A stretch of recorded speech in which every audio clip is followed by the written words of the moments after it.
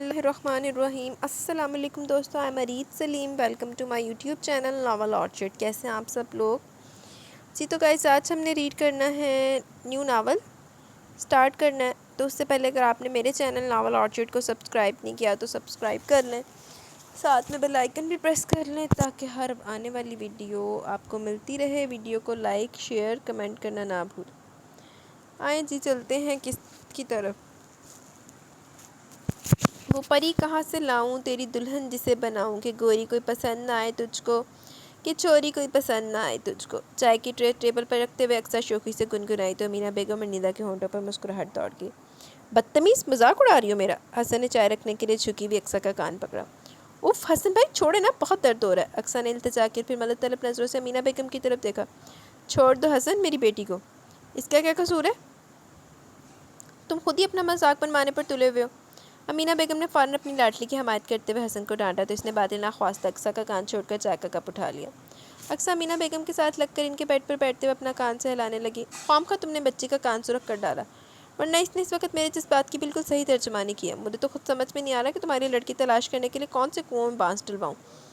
جان پہچان، عزیز رشتہ دار، محلے دار سب کو کھنگال ڈالا ہے، لیکن تم ہو کہ کسی لڑکی پر ہاں کرنے کا نام ہی نہیں لیتے۔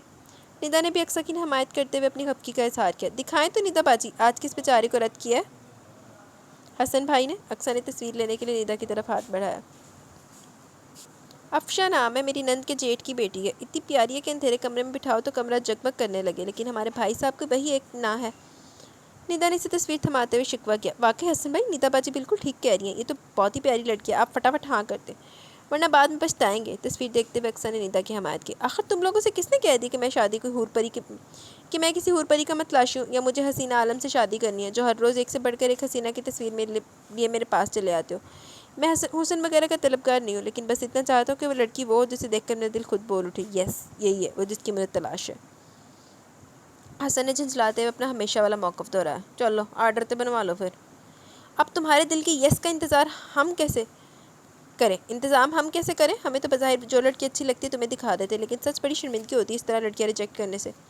تو آپ نہ کیا کریں نا یہ لڑکیاں دکھانے والا کام، اللہ نے چاہا تو ایک دن وہ لڑکی خود ہی میری زندگی میں چلی آئے گی۔ ندا کی بات پر اس نے بہت پریقین انداز نے کہا۔ لیکن بیٹا کب 28 سال کے ہو چکے ہو تم، یہی مناسب وقت ہے شادی کے لیے، پھر میرا بھی تو ارمان ہے پوتے پوتیوں کو کھلانے کا۔ جانتے بھی ہو دمے کی مریض ہے، کب سانس اکھڑ جائے خبر نہیں، مرنے سے پہلے اگر تمہیں آپ بات دیکھ لیتی تو اس دل کو اطمینان رہتا۔ امینا بیگم بولتے بولتے کچھ جذباتی ہوگی، ان کے ساتھ بیٹھی اقصیٰ نے چھٹی نے اپنے بازو کے حصار میں لے لیا۔ ایسی بات مت کرے خالہ جان، ابھی آپ کو بہت لمبے عرصے تک جینا ہے۔ حسن بھائی کی شادی، ان کے بچوں کی پرورش، ندا باجی کے بچوں کی شادیاں، سب کام آپ نے کروانے ہیں۔ آپ کہاں بھی سے جانے کی باتیں کرنے لگی۔ امینا بیگم سے لپٹی اقصیٰ کے لہجے میں کیسا خوف تھا وہ اچھی طرح محسوس کر سکتی تھی، چنانچہ اس کا موڈ تبدیل کرنے کے لیے اپنے لہجے کو خوشگوار کرتے ہوئے بولی، اور تمہارا بھی تو کچھ انتظام کرنا ہے۔ تم اس گھر سے رخصت کے بغیر تو میں اس دنیا سے نہیں جا سکتی۔ مجھے نہیں ہونا رخصت، میں یہیں آپ کے ساتھ رہوں گی ہمیشہ۔ اس نے امینا بیگم کے گرد بازوں کا حصار کچھ اور بھی مضبوط کر دیا، لیکن یہ سب کہتے ہوئے اس کے نوخیز چہرے پر جو سرخی سی چھا گئی تھی، اسے دیکھ کر ماحول کی سنجیدگی سے رنجیدہ ہو جانے والے حسن اور ندا کے ہونٹوں پر بے ساختہ مسکراہٹ دوڑ گئی۔ اچھا جی۔ امینا بیگم اور زرینہ دو ہی بہنیں تھیں، دونوں بہنوں کی عمر میں خاصا فرق تھا، چنانچہ جب امینا بیگم بیاہ کر سسرال کی تو زرینہ ہی ماں باپ کے پیار کی تنہا حقدار ٹھہری۔ والدین سفید پوش لوگ تھے، لیکن مختصر سی فیملی اور بھلا زمانہ تھا۔ مہنگائی نے سفید پوش لوگوں کی آج کی طرح کمر نہیں توڑ رکھی تھی، اس لیے گزارا بھی اچھا ہوتا تھا اور والدین زرینہ کی فرمائش بھی آسانی سے پوری کر دیا کرتے تھے۔ گھرداری کے جھمیلے میں الجھی امینا بیگم کبھی کبھی میکے آتی، مگر جب بھی آتی زرینہ کے لیے کوئی نہ کوئی تحفہ ضرور ساتھ ہوتا تھا۔ دراصل انہیں خود بھی اپنے سے کئی سال چھوٹی زرینہ سے بہت پیار تھا، اور صاحب اولاد ہو جانے کے باوجود اس محبت میں کوئی فرق نہیں آیا تھا۔ بچوں نے زرینہ کے حصے کی محبت بانٹی نہیں، بلکہ وہ خود زرینہ سے بہت پیار کرتے تھے۔ اپنی نکسک سے تیار رہنے والی شوخ و چنگ خالہ انہیں بہت پسند تھی۔ جب نانا نانی آگے پیچھے دنیا سے گزرے اور خالہ ان کے گھر رہنے کے لیے آ گئی تو بچے ماں اور خالہ کے قلبی دکھ کو سمجھے بغیر بہت خوش ہوئے۔ گزرتے وقت تو بچوں کی مصروفیات نے دونوں بہنوں کو جلدی سنبھالا دیا۔ امینا بیگم کو اگر کوئی فکر تھی تو صرف زرینہ کی کسی اچھی جگہ شادی کی۔ جلدی انہوں نے ایک اچھا سا رشتہ بھی ڈھونڈ نکالا، مگر زرینہ کے الفاظ نے ان کی خوشی چھین لی۔ میں آپ کے طے کیے ہوئے رشتے کو قبول نہیں کر سکتی آپا، کیونکہ میں کسی اور کو پسند کرتی ہوں۔ زرینہ کے ان الفاظ پر امینا بیگم کچھ پل کے لیے ساکتی رہ گئی، لیکن پھر انہوں نے تدبر سے کام لینے کا فیصلہ کرتے ہوئے پوچھا، کون ہے وہ شخص؟ اگر ایسی کوئی بات تھی تو تم نے پہلے مجھے کیوں نہیں بتایا؟ تنویر خان نام ہے اس کا، جس محلے میں ہم رہتے تھے وہی رہتا ہے۔ رہی یہ بات کہ میں نے پہلے کیوں نہیں بتایا تو میرے وہم و گمان میں بھی نہیں تھا کہ آپ میری شادی کے لیے اتنی جلدی مچائیں گی، لیکن اب جب کہ آپ ایسا چاہ رہی ہیں تو جان لیں کہ میں اپنی زندگی کے ساتھی کے طور پر صرف اور صرف تنویر خان کو قبول کر سکتی ہوں۔ ٹھیک ہے، تم اس سے کہو کہ رشتہ لینے اپنے گھر والوں کو یہاں بھیجے، جب وہ لوگ رشتہ لائیں گے تبھی ہم کچھ کر سکیں گے۔ زرینہ کے لہجے کی قطعیت کو محسوس کرتے ہوئے مینا بیگم نے کہا۔ تنویر خان تو گویا کہ ایسے کسی اشارے کا منتظر ہی بیٹھا تھا، چھٹ اگلے اتوار کو اپنے بھائی اور بھابھی کو مینا بیگم کے گھر بھیج دیا۔ تنویر میرا چھوٹا بھائی ہے، اس نے مجھ سے کہا کہ آپ کی بہن سے اس کے رشتے کی بات کرنے آپ کے گھر جاؤں تو میں آ گیا۔ آگے آپ کے کیا ارادے ہیں آپ بتا دیں، ہم نے تو اپنے حصے کی ذمہ داری پوری کر دی، آگے گھر سنبھالنا اور چلانا ان دونوں کی اپنی ذمہ داری ہے۔ تنویر کا بھائی بین السطور کیا کہنا چاہ رہا ہے، امینہ بیگم خوب سمجھ رہی تھی۔ اس شخص نے واضح کہہ دیا کہ وہ صرف بھائی کے کہنے پر رشتہ لے کر آئے، لیکن اپنے بھائی کے سلسلے میں کسی قسم کی ذمہ داری قبول کرنے کو تیار نہیں۔ اس بات نے امینہ بیگم کے دل میں کھٹکا سا پیدا کر دیا، لیکن تنویر خان کے بھائی اور بھابھی پر کچھ ظاہر کیے بغیر انہوں نے سوچنے کا وقت لے کر کرینہ سے انہیں گھر سے رخصت کر دیا۔ اصل میں ان کی شادی کو تو کئی سال ہو چکے تھے اور تنویر خان کی فیملی ان کی شادی کے بعد ان کے میکے والے محلے میں آ کر بسی تھی، اس لیے وہ ان لوگوں کے بارے میں واقف نہیں تھی۔ انہوں نے اپنے شوہر مکرم علی کے ذمے تنویر خان کے بارے میں معلومات حاصل کرنے کا کام لگایا، پھر جو اطلاعات مکرم علی نے دی وہ کچھ خوشگوار نہیں تھی۔ تنویر خان کے بارے میں معلوم ہوا کہ وہ خاصا لاؤبالی اور غیر ذمہ دار شخص ہے، جو زیادہ تر عرصہ کسی جگہ ٹک کر نوکری نہیں کرتا اور اکثر بے روزگار ہی رہتا ہے۔ بے روزگاری کے یہ دن وہ عموماً محلے کی آوارہ گرد لڑکوں کے ساتھ بیٹھ کر گزارتا تھا۔ تاش کھیلنا، آدھی جدی لڑکیوں کو چھیڑنا ان لڑکوں کے پسندیدہ مشاغل تھے۔ تنویر خان شکل و صورت کا اچھا تھا، اس لیے لڑکیاں اس کی طرف جلدی متوجہ ہو جاتی تھی، اور انہی بے وقوف لڑکیوں میں ایک زرینہ بھی تھی۔ بس زرینہ کا معاملہ اس اعتبار سے مختلف تھا کہ تنویر خان اسے شادی میں دلچسپی رکھتا تھا۔ یہ سب جان کر امینہ بیگم نے طے کر لیا وہ ہرگز زرینہ کی شادی سے آوارہ شخص سے نہیں کریں گے، لیکن ایک بار پھر زرینہ ان کے ارادوں کی راہ میں رکاوٹ بن کر کھڑی ہو گئی۔ مجھے تنویر سے ہر حال میں شادی کرنی ہے، وہ برا ہے تب بھی۔ اگر اسے شادی کر کے مجھے تکلیف اٹھانی پڑی تو میں رونے کے لیے آپ کے گھر نہیں آؤں گی۔ زرینہ نے بہت فیصلہ کن اور رکھڑ انداز میں ان سے یہ بات کہی تھی، لیکن امینہ بیگم اسے یوں گڑھے میں گرتا ہوا نہیں دیکھ سکتی تھی، اس لیے انہوں نے بھی صاف کہہ دیا، تم ابھی نادان ہو، تم اپنے اچھے برے کا نہیں معلوم، لیکن میں سمجھ عقل رکھتے ہوئے تمہیں غلط کام کرنے کی اجازت نہیں دے سکتی۔ میری طرف سے اس رشتے کے لیے انکار ہے، ایسی صورت میں اور تنویر کورٹ میرج کر لیں گے۔ زرینہ نے بے باکی سے انہیں دھمکی دی، اور یہ دھمکی دیتے ہوئے اس کی آنکھوں میں جو بغاوت تھی اس نے امینہ بیگم کو ہتھیار ڈالنے پر مجبور کر دیا۔ ان کی اپنی بیاہتا زندگی تھی، اگر زرینہ اپنی دھمکی کے مطابق عمل کر گزرتی تو امینہ بیگم کے لیے اپنے شوہر اور سسرالی رشتہ داروں کا سامنا کرنا مشکل ہو جاتا۔ انہوں نے زرینہ کی ضد مان کر اس کی تنویر خان سے شادی کر دی۔ شادی کو مشکل سے پونے 4 سال ہی گزرے تھے کہ زرینہ اپنی 2.5 سال کی بیٹی کو لے کر ان کی دہلیز پر چلی ہے۔ وہ شخص نکھٹو اور آوارہ نہیں، بد کردار اور بے غیرت بھی ہے۔ وہ چاہتا ہے کہ اس کی عیاشیوں کی خاطر حلال حلال کی پرواہ کیے بغیر کچھ بھی کر گزروں، لیکن میں اتنی بری عورت نہیں ہوں آپا، میں نے اس کے گھر میں رہ کر اپنے جسم و جاں پر بہت ظلم سہے ہیں، لیکن مجھے اپنی عزت کا سودا منظور نہیں۔ اگر آپ مجھے اور میری بچی کو اپنے گھر میں پناہ دے سکتے ہیں تو ٹھیک ہے، ورنہ میں سمندر کی لہریں ہم ماں بیٹی کا ٹھکانہ ہوں گی۔ لختی لعنت ایدہ دے لوگاں دے یہی انجام ہوندا، بغیرت عورت۔ میں تیرے گھر اپنے رونے نہیں رونا آواں گی، جا مر جا کے جدھر جا کے سمندر چ چھال مار دیندی، ہن کے رونے آ گئی رونا آ گئی۔ کمزور ناتواں زرینہ نے روتے ہوئے بہن کے سامنے اپنا مدعا پیش کیا تو امینہ بیگم کو بے ساختہ 4 سال پہلے کہی گئی اس کی بات یاد آ گئی۔ کس کرو فرض سے اس نے کہا تھا، اگر تنویر سے شادی کر کے مجھے تکلیف اٹھانی پڑی تو میں رونے کے لیے آپ کے گھر نہیں آؤں گی، لیکن اب وہ اپنے دعوے کے برخلاف یہاں موجود تھی، جس بات میں کیے گئے سے دعوے عموماً بودھی ثابت ہوتے ہیں۔ دعویٰ تو امینہ بیگم نے بھی زرینہ کو اپنے گھر سے رخصت کرتے وقت کیا تھا کہ اب مرتے دم تک اس کی شکل نہیں دیکھیں گے، لیکن جب ماں آئی روتی بلکتی دہلیز پر آئی تو ان کے لیے اسے ٹھکرانا ممکن نہ ہوا۔ شوہر کے تفکرات اور بیاہی نندوں کے طعنے سب انہوں نے اپنی اس نافرمان بہن کی خاطر سن لیے۔ زرینہ ان کے گھر میں اوپر کے پورشن میں بنے کمرے میں اپنی بیٹی کے ساتھ رہنے لگی۔ زرینہ کی بیٹی زرینہ کا عکس تھی۔ امینہ بیگم کے دونوں بچے ندا اور حسن نے ہاتھوں ہاتھ اس بچی کو لیا۔ اکثر کے آنے سے گھر میں رونق سی چھا گئی، اس کی کلکاریاں اور پیاری پیاری ادائیں گھر بھر کو اس کی طرف متوجہ رکھتی، لیکن زرینہ یہاں کر بچی کی طرف سے بالکل غافل ہو گئی، یا پھر یہ تھا کہ اسے بچی کی طرف سے اطمینان تھا۔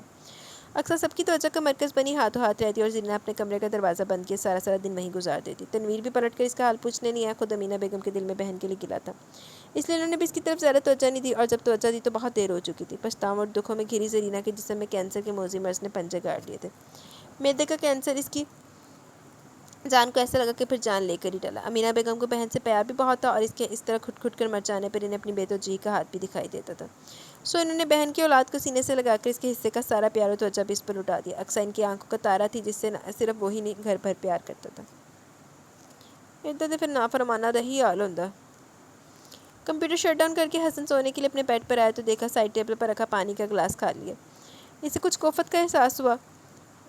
خالی جگ کا مطلب تھا کہ اسے خود نیچے جا کر فریج میں سے ٹھنڈا پانی لانا پڑتا۔ تمام تھکن کے باوجود اسے یہ کام کرنا ہی تھا، کیونکہ اگر رات کے کسی پہر اس کی آنکھ کھل جاتی تو پانی کا ایک گلاس لازماً پیتا تھا، دوسری صورت میں اسے دوبارہ نیند بھی نہیں آتی تھی۔ اتنا چاروں جگ اٹھا کر کمرے سے باہر نکلا، سیڑھیاں اترتے اسے احساس ہوا کہ نیچے کے پورشن میں مکمل خاموشی ہے۔ اگرچہ ابھی رات بہت گہری نہیں ہوئی تھی، لیکن سپہر کے بعد گھر والوں نے چند گھنٹے اتنے شدید اعصابی دباؤ میں گزارے تھے کہ اب ان کو واقعی آرام کی ضرورت تھی۔ آج پھر اچانک امینہ بیگم کی طبیعت بگڑ گئی تھی. ان کا سانس اس پوری طرح اکھڑا کہ انہیلر دینے کے باوجود سنبھل نہیں پا رہی تھی. وہ تو شکر تھا کہ مکرم علی گھر پر موجود تھے. انہوں نے امینہ بیگم کو فوری طور پر ہسپتال پہنچایا جہاں انہیں طبی امداد دی گئی. حسن اس وقت آفس میں تھا جب اقصیٰ نے فون پر ہوتے ہوئے سے امینہ بیگم کی طبیعت کی خرابی کا اطلاع دی. وہ سب کچھ کام چھاڑ کر سیدھا ہسپتال کی طرف بھاگا. ہسپتال پہنچا تو امینہ بیگم ابھی آئی سی یو میں تھی جبکہ مکرم علی رقصہ پریشانی کے عالم میں باہر ٹہل رہے تھے. اقصیٰ کی آنکھوں سے مسلسل آنسو بہہ رہے تھے جنہیں وہ بے دردی سے اپنے دوپٹے سے صاف کرتی زیر لب دعائیں پڑھنے میں مصروف تھی. ٹریٹمنٹ کے بعد امینہ بیگم کی حالت سنبھل گئی لیکن اقصیٰ کا برا حال تھا. 1-1.5 گھنٹے کے عرصے میں خوف سے نچڑ گئی تھی. امینہ بیگم بھی طبیعت سنبھل جانے کے باوجود کافی نڈھال نظر آ رہی تھی لیکن انہوں نے ہسپتال میں ایڈمٹ ہونا قبول نہیں کیا اور چند گھنٹوں بعد ہی اسرار کر کے گھر واپس آ گئی. گھر آنے کے بعد اقصیٰ مسلسل ان کی پٹی سے لگ کر بیٹھی رہی. 9 بجے کے بعد جب حسن اپنے کمرے میں گیا تو اقصیٰ امینہ بیگم کے پاس ہی تھی. خود حسن کا بھی ان کے پاس ہی اٹھنے کا دل نہیں چاہ رہا تھا لیکن اسے آفس کے کچھ اہم کام نپٹانے تھے اس لیے اوپر کے پورشن میں اپنے کمرے میں چلا گیا. پہلے یہ کمرہ زرینہ خالہ اور اقصیٰ کے استعمال میں تھا لیکن زرینہ خالہ کے انتقال کے بعد اقصیٰ ندا کے ساتھ اس کے کمرے میں شفٹ ہو گئی تھی اور وہ کمرہ حسن کو مل گیا. اب ندا کی شادی کے بعد ندا کا کمرہ اقصیٰ کی ملکیت تھا اور حسن فریزر میں سے بلب کے کیوبز نکالنے کے لیے فریج کھول رہا تھا کہ اسے احساس ہوا کہ اقصیٰ کے کمرے کی لائٹ آن ہے. دروازے کے نیچے موجود ہلکی سی طرح میں سے روشنی کی لکیر باہر آ رہی تھی. اس کا مطلب تھا کہ وہ بھی جاگ رہی ہے ورنہ وہ ندا کی طرح مکمل تاریکی میں سونے کی آ رہی تھی. حسن نے فریزر بند کیا اور اقصیٰ کے کمرے کی طرف بڑھ گیا. اسے تشویش تھی کہ کہیں وہ رو نہ رہی ہو. امینہ بیگم کی طبیعت کی خرابی کا وہ ہمیشہ ہی بہت اثر لیتی تھی. اس نے دروازہ تھوڑا سا وا کر کے اندر جھانکا. اقصیٰ بیڈ پر کتابیں پھیلائے بیٹھی تھی. اس کے ہاتھ میں موجود قلم نوٹ بک پر تیزی سے چل رہا تھا. وہ اتنی مصروف تھی کہ اسے حسن کے دروازہ کھول کر اپنے کمرے میں جھانکنے کا بھی احساس نہیں ہوا. حسن نے بھی اسے مخاطب کیے بنا دروازہ آہستگی سے دوبارہ بند کیا اور کچن کی طرف بڑھ گیا. وہ چولہے پر چائے کا پانی رکھ رہا تھا. چائے چڑھانے کے بعد اس نے کیبنٹس کھول کر تلاشی لی تو اسے ایک جار میں رکھے کوکیز مل گئے. کوکیز ایک پلیٹ میں نکالنے کے بعد اس نے پلیٹ ٹرے میں رکھی اور پھر لاؤنج میں فریج تک گیا. فریج کا جائزہ لینے پر اسے اس کیک کا بچا ہوا ایک بڑا سا ٹکڑا نظر آیا جو کل شام وہ ندا اور اس کے بچوں کی آمد پر چائے پر لایا تھا. کیک پیس نکال کر کچن میں واپس آیا اور اسے بھی کوکیز کے ساتھ ٹرے میں رکھ دیا. اس دوران چائے تیار ہو چکی تھی. 2 کپوں میں چائے نکال کر کپ ٹرے میں رکھے. ابھی کچھ دیر قبل اقصیٰ کے کمرے میں جھانکتے ہوئے اسے یاد ہے کہ آج کل اقصیٰ کے کالج میں پریلیمنری ایگزامینیشن چل رہی ہے. سارا دن امینہ بیگم کے ساتھ گزارنے کی وجہ سے یقیناً وہ اپنے کل کے پیپر کی تیاری نہیں کر سکی تھی اس لیے اب کتابیں کھولے اس میں غرق تھی. حسن کو یاد تھا کہ جب اس نے اسے اور ابو کو رات کا کھانا سرو کیا تھا تو یہ کہہ کے بعد میں کھا لوں گی خود کھانے میں شامل نہیں ہوئی تھی. حسن جانتا تھا کہ اس کے بعد بھی نہیں کھانا کھایا ہوگا اس لیے اس نے اس وقت یہ سارا اہتمام کیا. ٹرے اٹھا کر اس نے کچن کی لائٹ آف کی اور اقصیٰ کے کمرے کے سامنے پہنچ گیا. دائیں ہاتھ سے ٹرے سنبھالتے ہوئے اس نے بائیں ہاتھ سے دروازہ کھولا. اقصیٰ بھی پہلے والی پوزیشن میں بیٹھی ہوئی تھی لیکن اس بار حسن نے دروازہ کھولنے پہ پہلے جیسے احتیاط سے کام نہیں لیا اس لیے اس کا انہماک قائم نہیں رہ سکا اور اس نے سر اٹھا کر دروازے کی طرف دیکھا. حسن بھائی آپ یہ سب کیا؟ وہ حسن اور اس کے ہاتھ میں موجود ٹرے کو دیکھ کر حیران ہوئی. یہ وہ ایندھن ہے جو انسانی جسم کی مشین کو چلانے کے لیے بہت ضروری ہوتا ہے. حسن نے کتابیں سمیٹتے ہوئے بیڈ پر ہی ٹرے رکھنے کی گنجائش نکالی اور خود رائٹنگ ٹیبل کے ساتھ رکھی چیئر کھینچ کر اس پر بیٹھ گیا. لیکن آپ کو کیا ضرورت تھی یہ سب کرنے کی؟ وہ الجھی. امینہ بیگم گھر کے کام مردوں سے کروانے کے معیوب سمجھا کرتی تھی اور ان کی سوچ اقصیٰ میں بھی منتقل ہو گئی تھی. ضرورت اس لیے تھی کہ مجھے معلوم ہے کہ تم نے ابھی تک کچھ نہیں کھایا اور ابھی تمہیں بہت دیر تک جاگ کر پڑھنا ہے. خالی پیٹ میں چوہوں کی ہوتی جنگ کے ساتھ کیا خاک پڑھائی ہو سکتی ہے؟ حسن نے مسکراتے ہوئے جواب دیا. تھینک یو حسن بھائی. اقصیٰ کی آنکھیں اس محبت پر چھلک پڑی. خبردار اس وقت کسی جذباتی سین کی قطعاً کوئی گنجائش نہیں. تمہارے پاس صرف 15 منٹ ہے. 15 منٹ میں کھاؤ پیو اور پھر فریش ہو کر دوبارہ پڑھائی میں جت جاؤ. مجھے بھی اب جا کر سونا ورنہ صبح آنکھ مشکل سے کھلے گی. حسن نے اسے ٹوکتے ہوئے ذرا روب سے کہا تو اس نے فوراً آنسو صاف کر لی اور کیک کی پلیٹ کی طرف ہاتھ بڑھایا جبکہ حسن نے صرف چائے پر اکتفا کیا. کل کس چیز کا پیپر ہے؟ میتھمیٹکس کا. جب بھی تو جاگ رہی ہوں. کوئی اور سبجیکٹ ہوتا تو بغیر پڑھے بھی آرام سے پیپر دے دیتی. یہ تم لڑکیوں کا جس سبجیکٹ میں دماغ نہیں چلتا اسے لینے کی کیا ضرورت تھی؟ آرام سے ایجوکیشن سوشیالوجی یا امور خانہ داری جیسے مضامین لیتی اور بی اے کر کے مرے سے گھر بیٹھتی. حسن جانتا تھا کہ اسے انجینئرنگ یونیورسٹی میں ایڈمیشن لینے کا کتنا شوق ہے. فرسٹ ایئر میں اس کی پرسنٹیج کافی اچھی تھی اور یقین تھا کہ اگر سیکنڈ ایئر میں بھی اس نے اپنی پرسنٹیج مینٹین رکھی تو اسے آرام سے ایڈمیشن مل جائے گا. جب یہ لڑکی سول انجینئرنگ کی ڈگری لے گی تو آپ خود فخر سے لوگوں میں سے متعارف کروائیں گے. پھر پوچھوں گی آپ سے کہ لڑکیوں کا دماغ کس سبجیکٹ میں نہیں چلتا. وہ سمجھ گئی تھی کہ حسن اسے چھیڑ رہا ہے اس لیے خود بھی خوشگوار انداز میں بولی. یعنی کہ چیلنج کر رہی ہے مس اقصیٰ ہمیں؟ حسن اب بھی باز نہیں آیا. جی ہاں بالکل. اور دیکھے گا یہ چیلنج ایک دن پورا بھی ہوگا. اقصیٰ کی آنکھوں میں عزم تھا. دیکھ لیں گے بھائی. ابھی تو یہاں سے رخصت ہوتے ہیں ورنہ کل کلاں کو اگر کوئی گڑبڑ ہوگی تو تم کہو گے کسی سازش کے تحت تمہیں پڑھائی کے دوران ڈسٹرب کر کے ناکام کرنے کی کوشش کی گئی تھی. حسن کی چائے ختم ہو گئی تھی اس لیے وہ اپنی جگہ سے اٹھ کھڑا ہوا. ساری رات جاگنے کی ضرورت نہیں. تھوڑی دیر کے لیے سو بھی جانا ورنہ صبح ذہن فریش نہیں ہوگا. چائے کا خالی کپ ہاتھ میں لے کر نکلتے نکلتے وہ اقصیٰ کو نصیحت کرنا نہیں بھولا۔ اقصیٰ کے سامنے رکھی ٹرے اس نے نہیں اٹھائی تھی کہ پڑھنے کے دوران وہ تھوڑا بہت کچھ نہ کچھ منہ میں ڈالتی رہے۔ خالہ جان دیکھیں، یہ حسن بھائی میری بات نہیں مان رہے، کب سے کہہ رہی ہوں مجھے میری دوست کے گھر لے چلیں، لیکن یہ سن کر ہی نہیں دے رہے۔ وہ شکایت لے کر امینہ بیگم کے پاس چلی گئی۔ امی آپ اسے سمجھائیں کہ روز روز مجھے ڈرائیور بنا کر اپنی دوستوں کے گھر نہ لے کر جایا کرے۔ اچھا خاصا عزت دار بندہ ہوں میں، لیکن اس چھٹانگ بھر کی لڑکی نے مجھے اپنا شوفر بنا کر رکھا ہے۔ حسن جوابی شکوہ پیش کیا ہے۔ مجھے کوئی شوق تھوڑی ہے دوستوں کے گھر جانے کا، کسی نہ کسی کام سے جاتی ہوں۔ آج بھی میرے فزکس کے نوٹس امیمہ کے پاس رہ گئے، انہیں لینے جانا ہے۔ اقصیٰ نے اپنی صفائی پیش کی۔ لے جاؤ نا حسن، کیوں تنگ کر رہے ہو میری بیٹی کو؟ پتہ بھی ہے اس کے امتحان چلنے سے تیاری کرنی ہوگی۔ امینہ بیگم نے حسب معمول اقصیٰ کی حمایت کی۔ امی نے کہا اب تو ماننا ہی پڑے گا، جاؤ جا کر میرے کمرے سے گاڑی کی چابی لے کر آؤ۔ حسن نے منہ بناتے ہوئے کہا تو فاتحانہ نظروں سے اسے دیکھتی باہر نکل گئی۔ یہ زیادتی امینہ، ابھی کچھ دیر پہلے تو بچہ آفس سے تھکا ہوا ہے اور تم ذرا سی لڑکی کے کہنے پر اسے ایک بار پھر دوڑ لگوا رہی ہو۔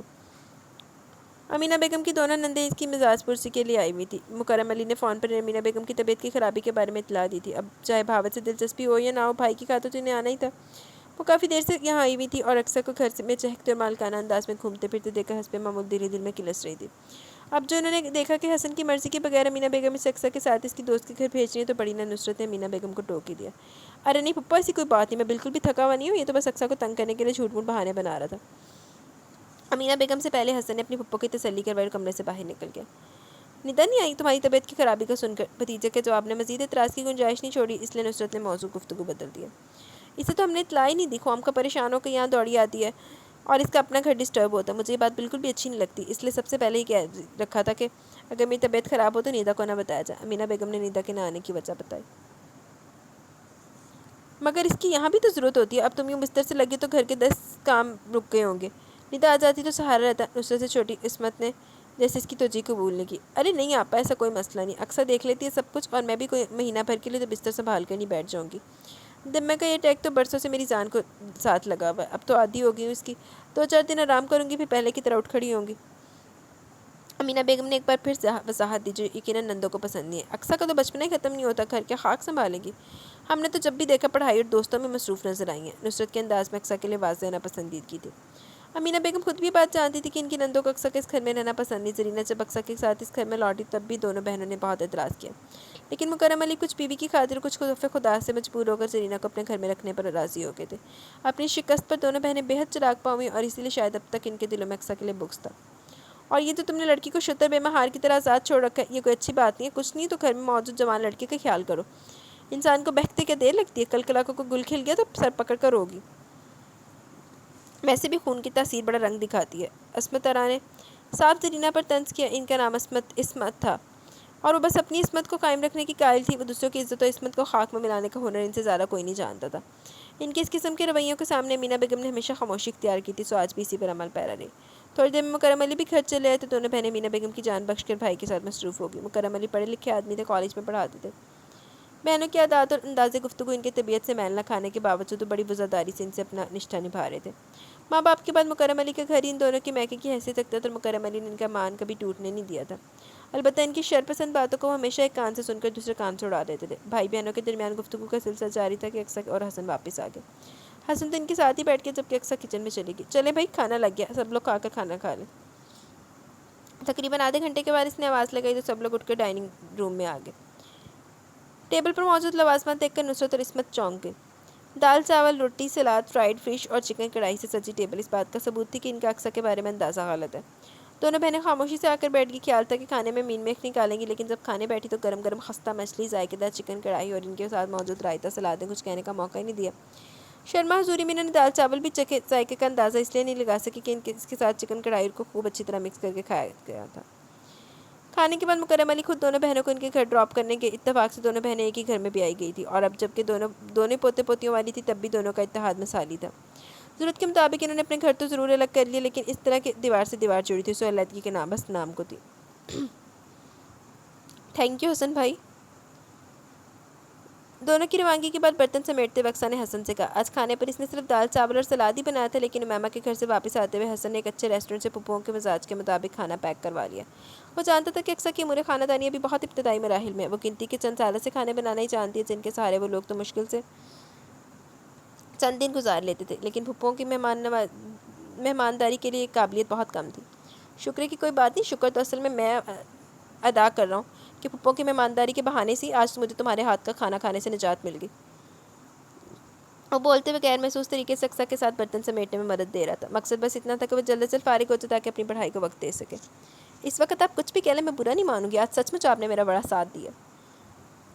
اقصیٰ حسب عادت اپنے پکائے ہوئے کھانے پر دیے گئے کمنٹس پر وویلا مچانے کے بجائے ممنونیت سے بولی تو حسن اس کے اتنے معصوم انداز پر بے ساختہ مسکرا کر رہ گیا۔ بھائی ہوں تو دی ہیلپ کیتی ہے۔ اچھا خالہ جان میں کالج جا رہی ہوں، اللہ حافظ۔ سفید کالج یونیفارم میں سرمئی پٹی والا سفید دوپٹہ سلیقے سے سر پر اوڑھے وہ کالج جانے کے لیے بالکل تیار تھی، بس جانے سے پہلے حسب معمول امینہ بیگم سے پیار لینے آئی تھی۔ اللہ حافظ بیٹا، خیر سے جاؤ خیر سے آؤ۔ امینہ بیگم نے اس کا ماتھا چوم کر دعا دی، ابھی جاؤ اقصیٰ، اور ورنہ بعد میں شور مچاؤ گی کہ وقت پر کالج نہیں پہنچا۔ آ بھی جاؤ اقصیٰ، ورنہ بعد میں شور مچاؤ گی کہ وقت پر کالج نہیں پہنچا۔ باہر سے حسن نے اسے آواز دی تو وہ اپنا شولڈر بیگ اٹھا کر باہر نکل گئی۔ آج تمہارا آخری پیپر ہے نا؟ حسن نے اس کے بیٹھنے کے بعد گاڑی آگے بڑھاتے ہوئے پوچھا۔ جی ہاں، آپ خوش ہو جائیں کہ اب آپ کو کافی دن تک مجھے کالج چھوڑنے کی ڈیوٹی نہیں نبھانی پڑے گی۔ اب بس مجھے ان ایگزامس کا رزلٹ اور ایڈمٹ کارڈ لینے ایک بار کالج جانا پڑے گا، اس کے بعد تو فائنل ایگزام شروع ہو جائیں گے۔ اقصیٰ نے اس کو تسلی دینے والے انداز میں ساری تفصیل بتائی۔ پاگل ہو تم، میں کبھی کبھار تمہیں چھیڑنے کے لیے کچھ کہہ دیتا تو اس کا مطلب ہرگز نہیں ہے کہ تجھے تمہارے کام کرنے میں کوئی تکلیف ہوتی ہے۔ تم صرف امی کو ہی نہیں، ہم سب کو عزیز ہو۔ جو لوگ عزیز ہو ان کے تو کام انسان خوشی سے کرتا ہے۔ حسن اس وقت سنجیدہ موڈ میں تھا۔ چلے اچھا، آپ نے میری تسلی کروا دی، ابھی میں آپ کو ایک اور کام بتانے ہی لگی تھی۔ اس کی بات سن کر اقصیٰ نے شوخی سے کہا، مارے گئے، یعنی غلط وقت پر ڈائیلاگ بول دیا۔ حسن نے چہرے پر بیچار کی طاری کرتے ہوئے کہا تو اقصیٰ کھلکھلا کر ہنس دی۔ آج آفس سے واپسی میں نیدا باجی کو ان کے گھر سے لے آئیے گا۔ کل رات میری ان سے فون پر بات ہوئی تھی، میں نے ان سے کہا کہ میرے فائنل ایگزام سے پہلے ایک بار بچوں کے ساتھ رہنے کے لیے آ جائیں، ورنہ پھر بعد میں بزی ہو جاؤں گی تو سب کے درمیان بیٹھ کر بات چیت کرنے کا ٹائم نہیں ملے گا۔ تو کہنے لگی آج کل عامر بھائی مصروف بہت ہیں، انہیں چھوڑنے نہیں آ سکتے۔ میں نے کہا کوئی بات نہیں، حسن بھائی آپ کو لینے آ جائیں گے۔ میں نے ٹھیک کہا نا حسن بھائی، آپ چلے جائیں گے نا نیدا باجی کو لینے؟ ساری تفصیل سناتے ہوئے آخر میں بہت معصومیت کے ساتھ پوچھا گیا۔ حسن کے پاس ہاں کرنے کے علاوہ کچھ چارہ نہیں تھا۔ نیدا باجی آئیں گی تو تبھی انہیں خالہ جان کی طبیعت بگڑنے کے بارے میں بتا دیں گے۔ نہ بتانے پر وہ ناراض تو ہوں گی، لیکن ہم چپ کر کے ان کی ناراضگی برداشت کر لیں گے۔ خواہ مخواہ پریشان ہوتی، اس کے مقابلے میں ان کی تھوڑی دیر کی ناراضگی بہتر ہے۔ اب نیدا کے آنے کے بعد کا پروگرام سیٹ کر رہی تھی، جنہیں حسن صرف مسکراتے ہوئے سن رہا تھا۔ یہ آپ اتنا مسکرا کیوں رہے ہیں؟ وہ شک بھری نظروں سے اسے دیکھنے لگی تو وہ ہنس پڑا۔ میں سمجھ گئی، آپ اس لیے خوش ہو رہے ہیں نا کہ نیدا باجی اپنے ساتھ حسیناؤں کی تصویروں کا اسٹاک بھی لائیں گی، جن میں سے شاید کوئی ایک آپ کے دل کو بھا جائے۔ اس کی بات پر حسن کا کہکہ بے ساختہ تھا۔ جواباً اقصیٰ سے ناراضگی سے گھورا، پھر منہ موڑ کر کھڑکی سے باہر کر نظر دیکھنے لگی۔ امی میں نے کباب، کوفتے اور 2-3 مزید چیزیں بنا کر فریز کر دی ہیں۔ ہلکا پھلکا کھانا تو اقصیٰ بنا ہی لیتی ہے، بس آپ اتنی مہربانی کیجیے گا مزید کچھ دن کچن کا رخ نہ کریں۔ میں خود بھی کوشش کروں گی 10-15 دن بعد دوبارہ چکر لگا سکوں۔ نیدا 4 دن سے میکے میں تھی، پہلے تو وہ اس بات پر ہی خوب ناراض ہوئی کہ اسے امی کی مبانی کی اطلاع کیوں نہیں دی گئی۔ سب لوگوں نے سمجھایا بجھا کر اس کی ناراضگی کو دور کیا تو اسے دوسری فکر لاحق ہوگی کہ مینا بیگم جو اب کافی حد تک سنبھل چکی تھی کہیں کچن کے کام میں نہ الجھ جائے، اس لیے ان 4 دنوں میں وقتاً فوقتاً کچھ نہ کچھ بنا کر فریزر میں اسٹور کرتی رہی۔ اور جب آج کے اس کے یہاں قیام کا آخری دن تھا تو امینا بیگم کو ہر تھوڑی دیر بعد آرام، احتیاط اور پرہیز سے متعلق کوئی نہ کوئی ہدایت دیتی جا رہی تھی۔ امینا بیگم مسکراتے ہوئے بیٹی کی محبت میں ڈوبی ہدایتیں سنتی رہی۔ حسن اب تم بھی فٹافٹ کسی لڑکی کے لیے ہاں کر دو، ورنہ میں خود اپنی مرضی سے کسی جگہ تمہارا رشتہ طے کر دوں گی۔ اب تمہارے نخرے سہنے کا وقت نہیں ہے، ایک تو تمہاری عمر نکلی جا رہی ہے، دوسرے امی کو بھی ایک ہیلپر کی ضرورت ہے۔ آج حسن کا ہاف ڈے تھا، اس لیے وہ جلدی گھر آ گئے۔ نیدا نے لگے ہاتھوں اس کی بھی کلاس لے ڈالی۔ اکثر کرتی تو امی کی ہیلپ، حسن نے بودھی سے دلیل دی۔ میں کب کہہ رہی ہوں کہ نہیں کرتی، لیکن ایک تو اس پر پڑھائی کا بوجھ ہے، دوسرا وہ بھی خود کم عمر اور نہ سمجھ ہے۔ گھر سنبھالنے کے لیے اکثر کی نہیں کسی سمجھدار لڑکی کی ضرورت ہے۔ نیدا آج کسی دلیل کو خاطر میں لانے کے لیے تیار نہیں تھی۔ اچھا بعد میں دیکھیں گے اس معاملے کو، ابھی تو میں تھوڑی دیر ریسٹ کرنے کے اپنے کمرے میں جا رہا ہوں، آپ کو شام میں 5-6 بجے تک آپ کے سسرال چھوڑ آؤں گا۔ حسن نے وہاں سے فرار ہونے میں عافیت سمجھی۔ کمرے میں جا کر اس نے پوری رفتار سے پنکھا چلا، بستر پر لیٹ کر لمحوں میں غافل ہو گیا۔ پچھلے چند دنوں سے کام کی زیادتی اور مینا بیگم کی طبیعت کی وجہ سے اس پر اتنا بوجھ رہا تھا کہ وہ ڈھنگ سے سو نہیں پا رہا تھا۔ اب بھی اسے سوتے ہوئے مشکل سے آدھا پون گھنٹہ ہی گزرا تھا کہ کسی نے بری طرح جھنجھوڑ کر اسے جگایا۔ حسن اٹھو، دیکھو امی کو پھر اٹیک ہوا۔ وہ نیدا تھی جو آنکھوں میں آنسو لیے حواس باختہ اس کے سرہانے کھڑی تھی۔ حسن کے سوئے ہوئے ذہن کو صورتحال سمجھنے میں چند سیکنڈ ہی لگے۔ وہ تیزی سے اٹھ کر نیچے کی طرف بھاگا۔ امینا بیگم کے کمرے میں اکثر انہیلر کی مدد سے ان کی سانس بحال کرنے کی جدوجہد میں لگی ہوئی تھی، لیکن ان کی حالت سے ظاہر تھا کہ انہیں اس سے کوئی فائدہ نہیں ہو رہا۔ گاڑی کی چابی لاؤ اقصیٰ، حسن چلایا اور امی کو بازو میں اٹھا کر باہر کی طرف بھاگا۔ اقصیٰ پلیز تم بچوں کے پاس رک جاؤ، میں امی کے ساتھ اسپتال جاؤں گی۔ اکثر چابی لے کر آئی تو نیدا نے اجازت سے کہا وہ راضی ہوگی۔ مکرم علی بھی اس وقت اپنے کسی دوست سے ملنے گئے ہوئے تھے، بچوں کو تنہا گھر پر نہیں چھوڑا جا سکتا تھا۔ وہ تینوں بچوں کے ساتھ لاؤنج میں بیٹھ کر دعائیں کرتی رہی۔ 8 سالہ یاسر قدرے سمجھدار تھا اور ماحول کی گمبھیرتا کو سمجھ رہا تھا، اس لیے چپ چاپ ایک طرف سنجیدگی سے بیٹھ گیا۔ اسے چھوٹی ہمارا کی اپنی دنیا تھی، وہ اپنی گڑیا کے ساتھ اس کا گھر سجائے کھیلنے میں مصروف تھی، جبکہ سب سے چھوٹے 3 سالہ اصفر کو اس نے اپنی گود میں لٹایا ہوا تھا، جو اس کے مسلسل تھپکیوں سے تھوڑی دیر میں سو چکا تھا۔ اکثر کبھی اپنے آنسو صاف کرتی، کبھی بے چین نظروں سے موبائل کی طرف دیکھتی۔ کئی دفعہ اس نے حسن کے موبائل پر بھی ٹرائی کیا، لیکن وہ بھی کال ریسیو نہیں کر رہا تھا۔ اس صورتحال پر بری طرح سہم کر رہ گئی، لہٰذا جب گھر کے سامنے کسی گاڑی کے رکنے کی آواز آئی تو گود میں سوئے ہوئے اصفر کو صوفے پر لٹا کر تیزی سے باہر کی طرف بھاگی۔ اسی اثنا میں ڈور بیل بھی بج چکی تھی۔ اقصیٰ نے جلدی سے دروازہ کھولا، سامنے حسن کھڑا تھا۔ خالہ جان کیسی؟ حسن کو دیکھ کر اس نے تیزی سے سوال کرنا چاہا، لیکن اس کے پیچھے نظر آتے منظر نے اس کی قوت گویائی سلب کر دی۔ حسن کی گاڑی کے ساتھ ہی ایک ایمبولینس کھڑی تھی، جس میں سے سفید چادر سے ڈھکا ایک وجود باہر نکالا جا رہا تھا۔ ہیں؟ خالہ جان ٹر گئی؟ اس کے ساتھ ہی زاروں قطار روتی نڈھال سی ندا بھی موجود تھی۔ اب کسی سوال کی گنجائش نہیں رہی تھی۔ اقصیٰ کے سامنے زمین و آسمان کے بیچ موجود ہر چیز گردش کرنے لگی۔ اس سے قبل کہ وہ اس گھومتی ہوئی زمین کے ساتھ اپنا توازن کھو بیٹھتی، 2 ہاتھوں نے اس کے وجود کو سنبھال لیا۔ بہت برا ہوا، بہت ٹریجڈی ہو گئی اس کے ساتھ تو۔ انکل آپ اجازت دیں تو آج میں ندا کو اپنے ساتھ گھر لے جاؤں؟ اصل میں امی کی طبیعت ٹھیک نہیں ہے۔ آج امینہ بیگم کے انتقال کو چھٹا دن تھا۔ اچانک پہنچنے والے صدمے سے نڈھال ہو جانے والے اہل خانہ اب کچھ سنبھلنے لگے تھے۔ اپنی والدہ کی طرف سے پریشان عامر نے بہت جھجکتے ہوئے مکرم علی کے سامنے اپنا مدعا پیش کیا۔ ٹھیک ہے بیٹا، جو تم مناسب سمجھو۔ یوں بھی ندا پر اب ہم سے زیادہ تمہارا حق ہے، پھر بچوں کی بھی پڑھائی کا خرچ ہو رہا ہے۔ اچھا اپنے گھر چلے جائیں گے تو ان کی زندگی بھی معمول پر آ جائے گی۔ مکرم علی نے بجھے انداز میں جواب دیا، شریک حیات کی جدائی کے یہ دن بہت کٹھن تھے۔ بیٹی کی دلجوئی اس حال میں بہت سہارا دیتی تھی، لیکن وہ اس حقیقت سے بھی نظریں نہیں چرا سکتے تھے کہ ندا کو آج نہیں تو کل اپنے سسرال لوٹنا ہی ہے، تو بہتر یہی تھا کہ وہ وقت اور حالات کے تقاضے کے مطابق آج ہی چلی جائے۔ میرے خیال میں تو یہ کچھ مناسب نہیں، تعزیت کے لیے آنے والوں کا تانتا بندھا ہوا ہے۔ ایسے میں اگر ندا چلے گی تو کون سارا انتظام دیکھے گا؟ ہل ہل کر کھجور کی گٹھلیوں پر کلمہ پڑتی عصمت نے مکرم علی کو اجازت دیتے دیکھ کر دخل دیا۔ میں کوشش کروں گا پھپھو کہ ندا کو روزانہ کچھ دیر کے لیے یہاں لے آؤ۔ ویکینڈ پر اسے رکنے کے لیے چھوڑ دوں گا، چھٹی والے دن میں خود گھر پر رہ کر امی کو دیکھ سکتا ہوں۔ اصل میں سارا مسئلہ امی کی طبیعت کا، ورنہ مجھے خود بھی اچھا نہیں لگ رہا کہ ایسے وقت میں جب کہ ندا کی یہاں ضرورت ہے میں اسے واپس لے جانے کی بات کر رہا ہوں۔ عامر جو پہلے شرمسار تھا، نادم تھا، وضاحتیں دینے لگا، جس خاطر میں نہ لاتے ہوئے عصمت نے زور کی اور رخ پھیر کر دوبارہ خوش و خضوع سے اپنے کام میں مصروف ہو گئی۔ تم ٹینشن مت لو بیٹا، اس معاملے کی نوعیت سمجھ رہا ہوں، اس لیے پورے دل سے تمہیں ندا کو لے جانے کی اجازت دے رہا ہوں۔ رہی روزانہ سے یہاں لانے کی بات تو میرے خیال میں کچھ ایسا ضروری نہیں۔ تم تھکے ہارے آفس سے آ کر روزانہ اتنی لمبی ڈرائیو کی مشقت اٹھاؤ، یہ زیادتی ہے۔ بس تم اتنی سہولت سے ویکینڈ پر ندا کو یہاں چھوڑ جانا۔ بہن کے تاثرات کا اثر ظاہر کرنے کے لیے مکرم علی داماد کے ساتھ کچھ اور نرم ہو گئے۔ یہ کس کے آنے جانے کی بات ہو رہی ہے بھائی؟ نصرت جو ابھی کمرے سے داخل ہوئی تھی ادھوری گفتگو سن کر پوچھنے لگی۔ یہ کچھ ادھر نہیں فسادی عورتیں پھپے کٹنیاں میں نے کا زہر لگا دیا نا، دل کرتے بندہ گچی مروڑ دے، پکڑ کے گردن مروڑ کے پھینک دے اور اس طرح کی فضول فسادن عورتوں کا گھر میں داخلے بند کر دے۔ ندا کا ذکر ہے، خیر سے عامر میاں بیوی کو واپس لے جانا چاہتے ہیں اور ہمارے بھائی صاحب نے اجازت بھی دے دی ہے۔ عصمت ارا نے فوری طور پر بہن کو اطلاع دی، وہاں رد عمل حسب توقع تھا۔ ہیں؟ یہ میں کیا سن رہی ہوں؟ ندا چلی گئی تو یہاں کے معاملات کون دیکھے گا؟ انہوں نے حیرانگی کا اظہار کیا۔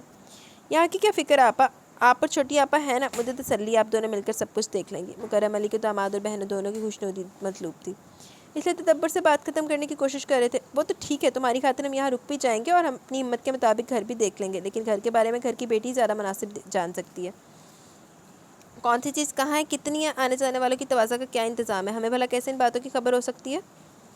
نصرت بالکل ایسے پریشانی کا اظہار کرتی تھی جیسے یہ میت کا گھر نہ ہو، بلکہ گھر کے دروازے پر عنقریب کوئی بارات اترنے والی ہے، جس کی خاطر مطارد اچانک ان کے سر پر آ پڑی ہو۔ مکرم علی کو ان کے اس انداز پر چڑ سی ہوئی، لیکن اپنا ہمیشہ والا تحمل برقرار رکھتے ہوئے بولے، ان سب باتوں کے لیے آپ پریشان نہ ہو، اقصیٰ موجود ہے گھر میں اور ندا سے بہتر طور پر ہر بات جانتی ہے۔ اقصیٰ کا بھی خوب ذکر نکالا تم نے، میں پوچھنے والی تھی کہ اس کے بارے میں بھی کہ اب اس کا کیا ہوگا، امینہ تو رہی نہیں جو اب اس کی بھانجی اس گھر میں رہ سکے۔ نصرت نے ایک دم ہی موضوع بدل دیا، لیکن ان کی بات ایسی تھی کہ متحمل مزاج مکرم علی بھی طیش میں آ کر بولے، اقصیٰ کی فکر نہ کریں، اقصیٰ کل بھی اس گھر میں رہتی تھی اور آئندہ بھی یہیں رہے گی۔ امینہ کے چلے جانے سے اس کا اس گھر پر حق ختم نہیں ہو گیا، وہ اس گھر کی بیٹی ہے اور جب تک وہ ندا کی طرح اپنے گھر کی نہیں ہو جاتی اسے یہی رہنا ہے، اور امینہ کے بعد میں اس کی یتیم بھانجی کو اپنے گھر سے نکال دوں گا، یہ تو کوئی بھول کر بھی نہیں سوچے۔ مکرم علی کا لہجہ دو ٹوک تھا۔ نصرت ان کے انداز پر دبک گئی، لیکن اس وقت میں عصمت ان کی مدد کو آگے بڑھی۔ تم معاملے کی نزاکت کو سمجھ نہیں رہے مکرم، بے شک تمہاری نزدیک اقصیٰ تمہاری بیٹی جیسی ہے، لیکن وہ سچ مچ تو تمہاری بیٹی نہیں ہے نا، پھر اس گھر میں حسن بھی رہتا ہے، وہ 2 نامحرم افراد کے درمیان ایک لڑکی کا یہاں رہنا بالکل نامناسب ہے۔ کہہ تو ٹھیک رہی ہیں پھپھو، عامر جس کی مخالفت کے نتیجے میں ساری گفتگو نکلی تھی ان کی حمایت میں بولا۔ نقطہ ایسا تھا کہ مکرم علی بھی کچھ دیر کے لیے چپ ہو کر سوچوں میں ڈوب گئے۔ ندا بیٹا یہاں آؤ، بات سنو، سوچ کی گہرائی سے نکل کر انہوں نے بلند آواز سے ندا کو پکارا۔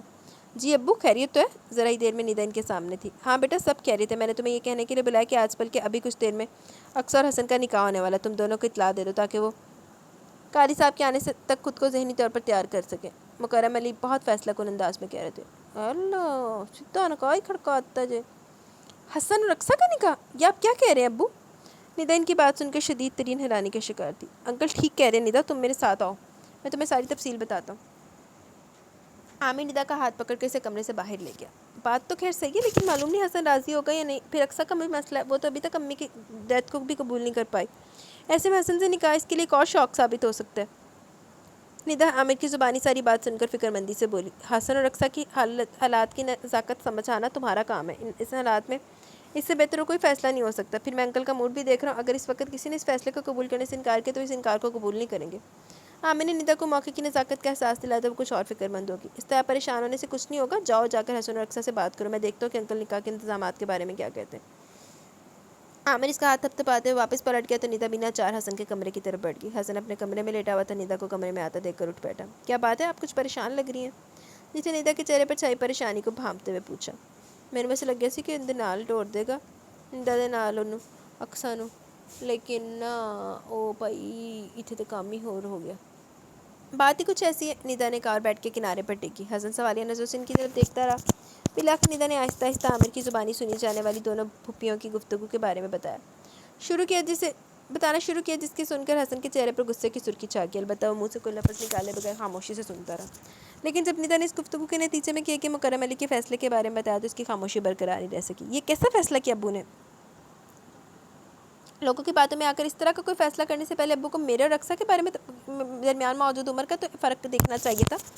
میں ہرگز رقصہ کے ساتھ زیادتی نہیں ہونے دوں گا۔ اس کا غصے سے برا حال تھا۔ زیادتی کی کیا بات ہے حسن، تم ہر طرح بہترین ہو، کسی لڑکی کا رشتہ طے کرتے وقت لڑکے میں جو خصوصیات دیکھی جاتی ہیں ماشاءاللہ سے تم میں وہ ساری خصوصیات موجود ہیں۔ رہی عمر کے فرق کی بات تو 10-11 سال کا فرق کوئی اتنا زیادہ بھی نہیں ہوتا، ہمارے ہاں تو اس طرح کی شادیاں عام ہیں۔ ندا نے اسے سمجھانے کی کوشش کی۔ جو بھی ہو، لیکن شادی کوئی بچوں کا کھیل نہیں جس کا فیصلہ یوں کھڑے کھڑے کر دیا جائے، میں خود بات کرتا ہوں ابو سے اس سلسلے میں۔ حسن تیزی سے کمرے سے باہر نکل گیا۔ ندا بھی پریشان سے اس کے پیچھے بھاگی۔ اس وقت اسے شدت سے رونا آ رہا تھا، وہ گھر جسے امینہ بیگم نے بہت محنت سے سمیٹ کر رکھا تھا ان کے ذاتی مسائل کا شکار ہونے لگا تھا۔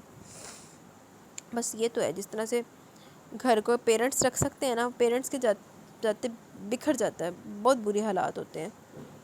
اللہ پاک سب کے ماں باپ کو ان کے سر پہ سلامت رکھے، آمین ثم آمین۔ میرے پیرنٹس کو بھی میرے سر پہ سلامت رکھے، آپ سب کے پیرنٹس کو بھی آپ کے سر پہ سلامت رکھے۔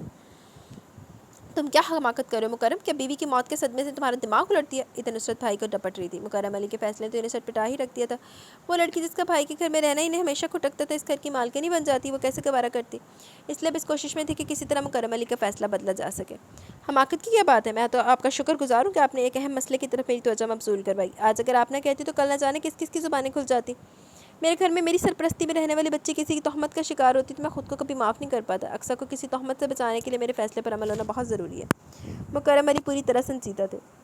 کیا یہی ایک طریقہ رہ گیا اس معصوم کو بچانے کے لیے کہ تم اپنا بیٹا داؤ پر لگا دو؟ نصرت جلبلا کر بولی۔ میرے پاس تو یہی طریقہ، اگر آپ کے پاس اس سے بہتر کوئی حل ہے تو بتا دیں۔ تم حسن کی کہیں اور شادی کر دو، گھر میں دوسری عورت آ جائے گی تو پھر لوگوں کی باتیں بنانے کی گنجائش نہیں رہے گی۔ نصرت نے مشورہ دیا۔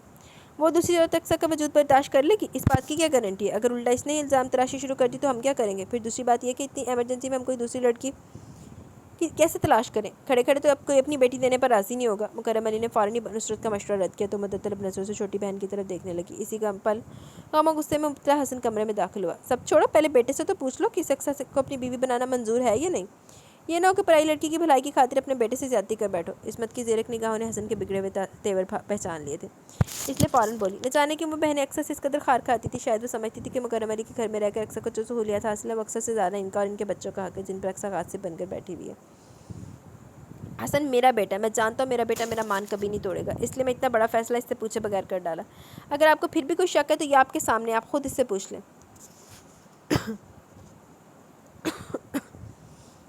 مکرم علی کے اتنے پر یقین لہجے میں کہا کہ حسن جو بہت غصے میں یہاں آیا تھا ایک دم ہی ٹھنڈا پڑ گیا۔ پھر جو یوں بھی پھپھیوں کے اقصیٰ کے لیے مخالفت سے اچھی طرح آگاہ تھا، اسے معلوم تھا کہ وہ دونوں کس طرح امینہ بیگم کو بھی اقصیٰ کے حوالے سے کوئی نہ کوئی بات کہہ کر ہرٹ کرتی رہتی تھی۔ اس وقت ان خواتین کی حمایت کا فائدہ اٹھانا اپنی ماں کی دل آزاری کرنے والوں کے ساتھ دینے کے برابر تھا، اور یہ وہ کبھی بھی نہیں کر سکتا تھا، اس لیے بول اٹھا۔ ابو ٹھیک کہہ رہے ہیں، مجھے نہ صرف ان کا فیصلہ قبول ہے بلکہ یہ بھی یقین ہے کہ ان سے بڑھ کر میرے لیے کوئی بھی اچھا نہیں سوچ سکتا۔ اس نے ایک طرف سے پھپھیوں پر جتا دیا کہ وہ ان کے ہمدردی کے جل میں آنے والا نہیں، اس لیے ان الفاظ نے جہاں ان دونوں کے منہ لٹکایا وہیں حسن کے پیچھے کھڑی ندا نے اطمینان کا گہرا سانس لیا۔ ندا بیٹا، تم نے اقصیٰ سے بات کر لی؟ مکرم علی نے حسن کی طرف سے مطمئن ہوتے ہوئے پوچھا۔ نہیں ابو، میں ابھی کرتی ہوں، ندا پلٹنے لگی۔ تم رہنے تو میں خود بات کرتا ہوں اقصیٰ سے، تم ذرا آپا کے گھر فون کر کے وہاں سے سب لوگوں کو یہاں بلواؤ۔ عامر قاضی وغیرہ کا انتظام کرنے گیا، مہمانوں کی توازہ کے لیے بھی باہر سے سامان لے گا، تم بس برتنوں وغیرہ کا ارینجمنٹ دیکھ لو۔ مکرم علی نے ہدایت کی تو میں ساری لا کر رہ گیا۔ آج جب کہ ماں کو مرے ہوئے صرف چھٹا دن تھا، وہ اکلوتے لاڈلے بھائی کی جس انداز میں شادی پر بہت دل برداشتہ ہو رہی تھی، لیکن یہی وقت کا تقاضا تھا۔ وقت کسی تقاضے کو پورا کرنے کے لیے مکرم علی بھی سرگرم تھے۔ گرم سے نڈھال اپنے دل کو سنبھالتے ہوئے انہوں نے اقصیٰ کے کمرے کے دروازے پر دستک دی۔ آ جائیں۔ اندر سے اقصیٰ کی مدھم آواز سنائی دی تو وہ دروازہ کھول کر اندر داخل ہو گیا۔ اقصیٰ قرآن پاک کو جزدان میں لپیٹ رہی تھی، اس کی متورم آنکھیں گواہ تھی کہ وہ روتی رہی ہے۔ خالو جان، آپ اگر کوئی کام تھا تو مجھے بلوا لیا ہوتا۔ مکرم علی کو اپنے سامنے پا کر وہ حیران ہوئی۔ کوئی بات نہیں بیٹا، کبھی کبھی بڑوں کو بھی بچوں کے سامنے آ کر اپنی گزارش پیش کرنی پڑتی ہے۔ مکرم علی کے الفاظ نے ابکے سے پریشان کر دیا۔ گزارش؟ کیسی گزارش؟ یہ آپ کیا کہہ رہے ہیں خالو جان؟ اس نے الجھ کر پوچھا۔ یہ بتاؤ اقصیٰ، تم مجھے اپنی خالہ کو اپنے ماں باپ کی جگہ سمجھتے ہو یا نہیں؟ اس کے سوال کو نظر انداز کرتے ہوئے انہوں نے پوچھا۔ آہو پوری طرح کہرنا ہوں کوئی نو ادھر تو نہیں نہ کہہ سکتا۔ بالکل خالو جان، اس میں تو کوئی شک و شبے کی بات نہیں، اقصیٰ نے ان کی طرف دیکھتے ہوئے پوری یقین و اطمینان سے کہا۔ جیتی رہو۔ اگر میں کہوں کہ اسی رشتے کے مان سے میں تم سے تمہارے متعلق ایک فیصلہ کرنے کی اجازت چاہتا ہوں تو کہ تم مجھے یہ حق دو گی؟ مکرم علی کی باتیں سے الجھا رہی تھی۔ بالکل خالو جان، بلکہ آپ کو مجھ سے یہ سوال پوچھنا ہی نہیں چاہیے تھا، میرے کہے بغیر بھی آپ کو یہ حق حاصل ہے۔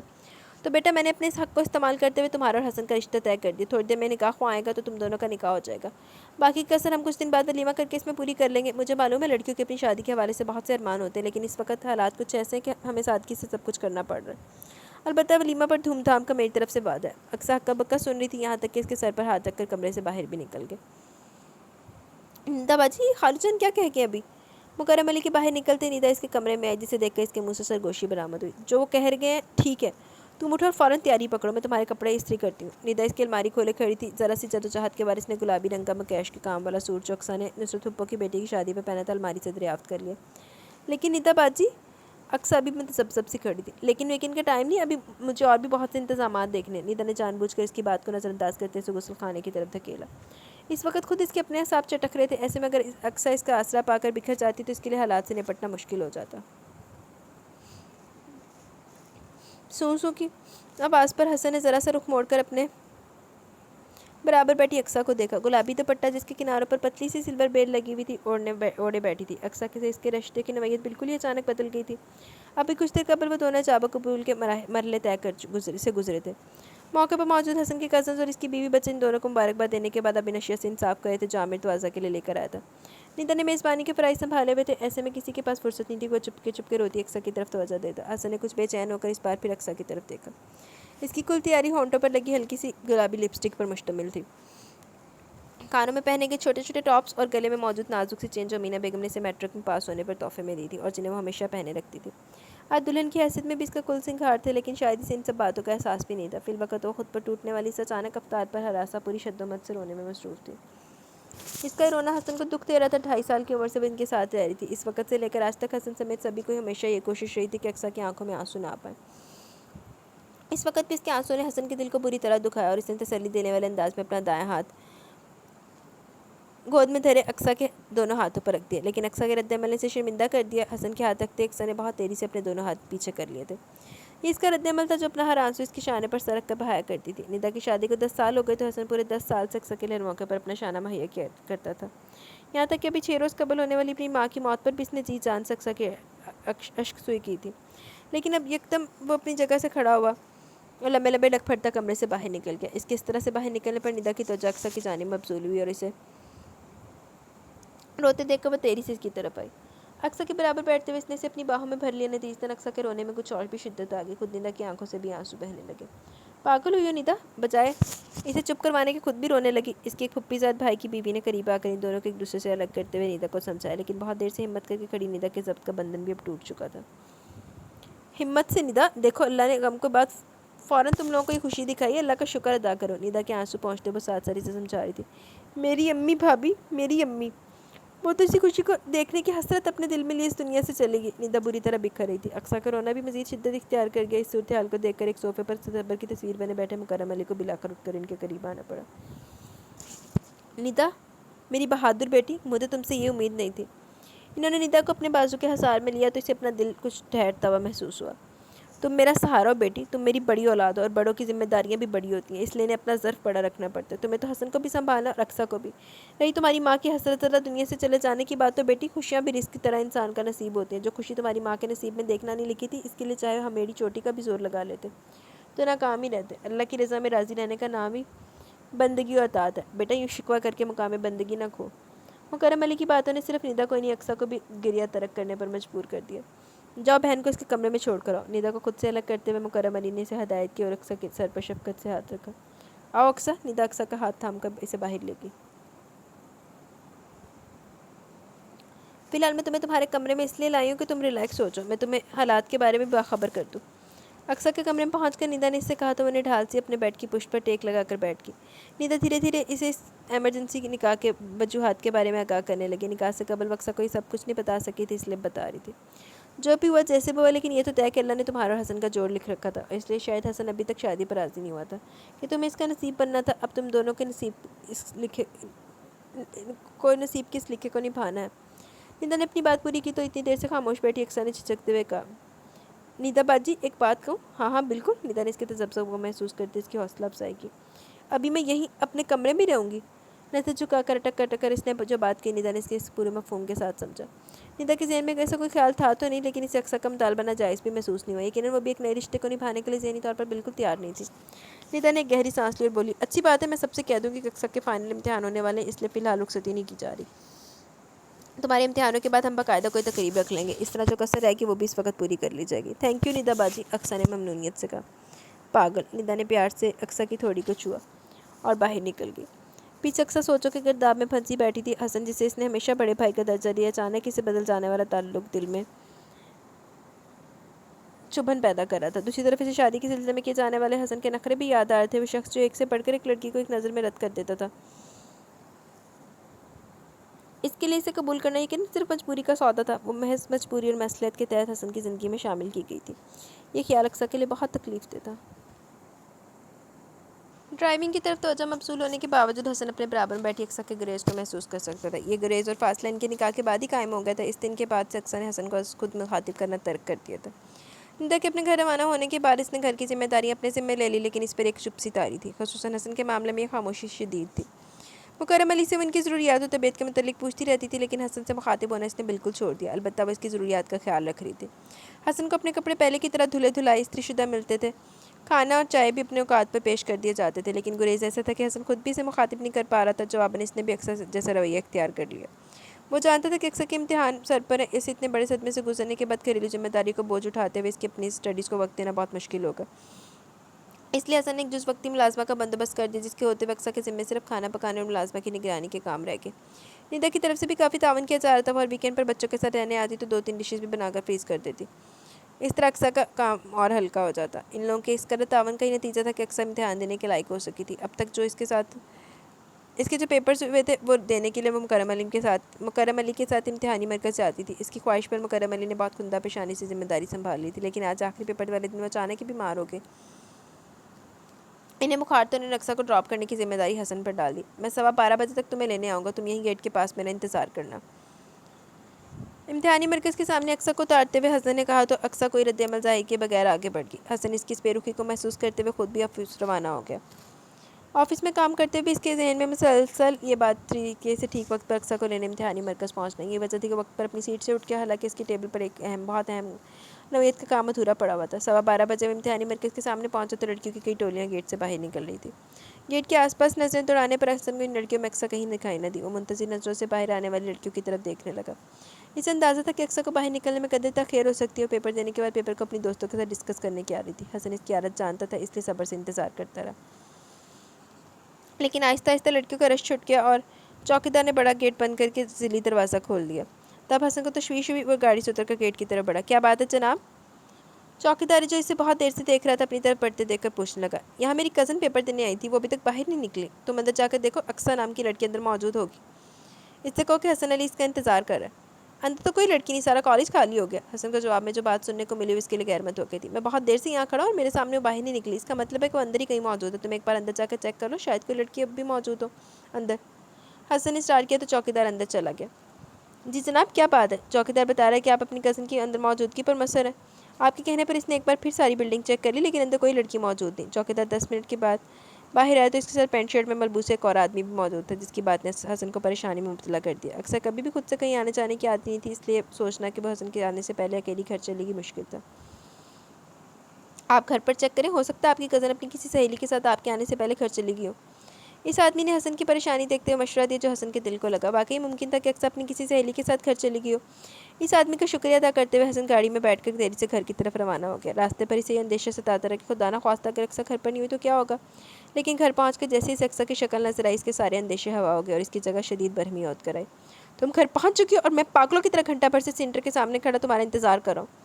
غصہ کرنے کی کوئی ضرورت نہیں، تم وہاں دیر سے پہنچے ہوگے، اس لیے اکثر اپنی ایک دوست کے ساتھ اس کے والد کی گاڑی میں گھر واپس آئی ہے۔ اس سے گھر پہنچنے بہت دیر ہو چکی ہے، تم جس ٹائم آئے ہو اس سے ظاہر ہے کہ تم واقعی لیٹ ہو گئے ہو۔ مکرم علی اقصیٰ کی مدد کو آئے۔ میں نے اسے 12:15 بجے کا ٹائم دیا تھا، میں ٹھیک 12:15 بجے کالج گیٹ پر موجود تھا، اسے چاہیے تھا کہ دوست آنے کی بجائے میرا انتظار کرتی، حسن نے ناراضی سے کہا۔ اقصیٰ کا کہنا ہے کہ اس نے 12:15 بجے پیپر ختم کر لیا تھا، اس لیے جب اس کی دوست نے اسے گھر ڈراپ کرنے کی آفر کی تو اس نے انتظار کرنے کی بجائے گھر واپس آنے کو ترجیح دی، مکرم علی نے وضاحت کی۔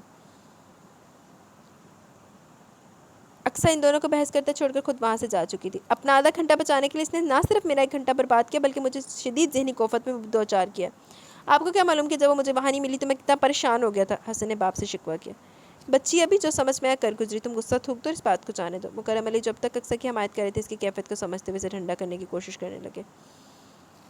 حسن نے بھی باپ کے احترام میں خاموشی اختیار کر لی لیکن اس بات کا بہرحال اسے اندازہ ہو گیا کہ اقصیٰ نے یہ حرکت جان بوجھ کر کیا۔ وہ صبح بھی اس کے ساتھ جانا نہیں چاہتی تھی اور واپسی پر اس نے خود ایسا موقع پیدا کر دیا کہ اسے حسن کے ساتھ واپس نہ آنا پڑے۔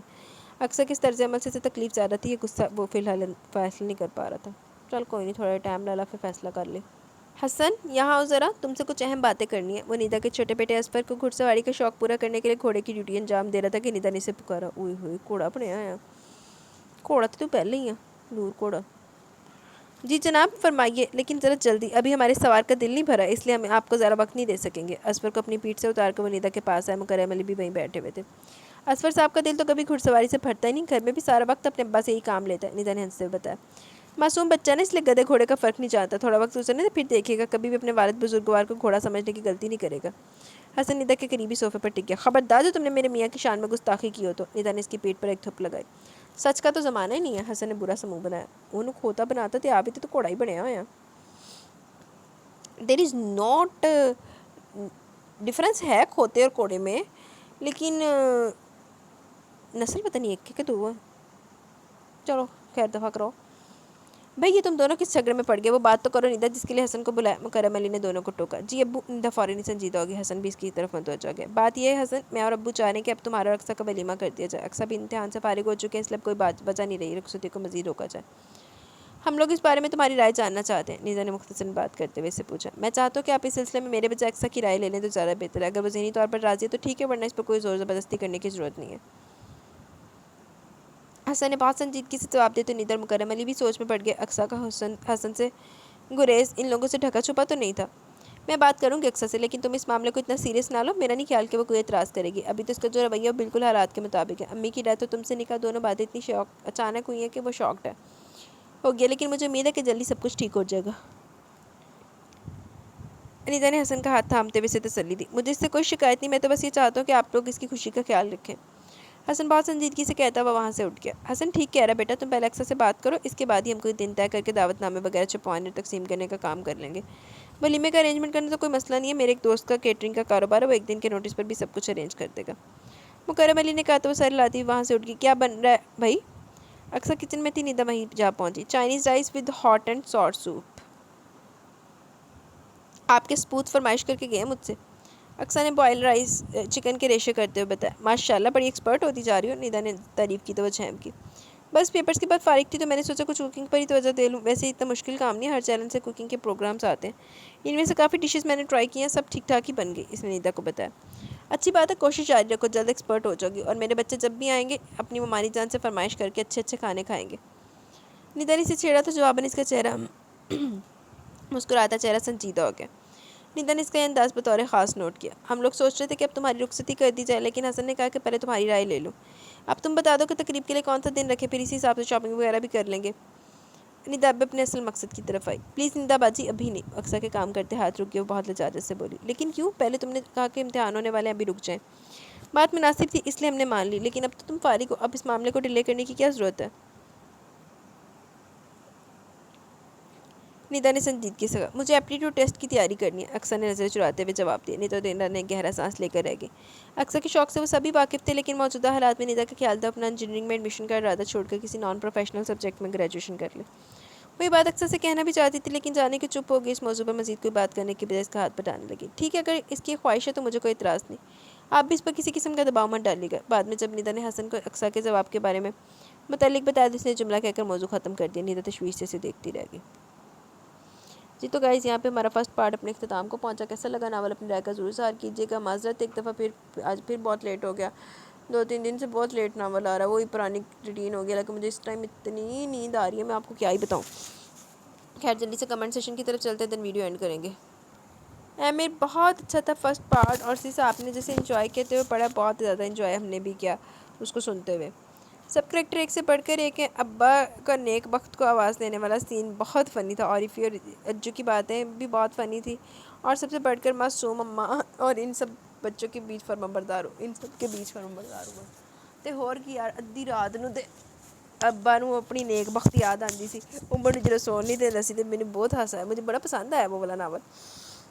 اتنی پتونی فیملی میں کوئی اپنی دھن میں لگا ہوتا ہے، ہر کوئی اپنی دھن میں لگا ہوتا ہے، بس عمر کوئی غم کھائے جاتے ہیں، باقی سب مت جانی لائف انجوائے کر رہے ہیں اپنی۔ بہو اور بھابھی کے ساتھ شہوار بھی امید سے زیادہ ہی اچھی بی بچی نکلی ہے، تے ہور کی کوئی نہ کوئی بگڑی ہوئی میرزادیاں والی کوئی حرکت کچھ بھی نہیں سی شہوار دے وچ۔ اب سیکنڈ پارٹ میں دیکھتے ہیں کیا ہوتا ہے، کل سنوں گی باقی کا ناول۔ میرا خیال آپ نے سن لیا ہوگا، آج یہ کل کا کمنٹ ہے یا پرسوں کا کمنٹ ہے، مجھے نہیں پتہ، وہ پھر مس ہو جاتے ہیں نا ٹائم کی وجہ سے، پھر پتہ نہیں چلتا کس دن کا ہے۔ مانو ڈال یار آپ کے کمنٹ اچھا ہے، thank you very much dear Saira Riaz, بہت اچھا ناول ہے، thank you very much Saira. Qadir لغاری زبردست ناول، تھینک یو قادر لغاری۔ قادر لغاری، میرا شک دادا اور نسیمہ پہ ہی کیا تھا، بختو والے بخت والے ناول پہ، بخت سائیں والے پہ، بختو نہیں کہنا بھائی کسی نے، ہمارے بخت سائیں کا سٹینڈرڈ ہے۔ دادا تے نسیمہ دے بس کرتوت ہی اداں دی سی کہ تہاڈا شک ہوتے تے جانا سی۔ الطاف احمد، آج کی ایپک لائن کہتے ہیں کہ مرد بہت خوبصورت ہوتا ہے، خوبصورت استغفر اللہ، تو ہور کی یار صحیح بات ہے، خوبصورت۔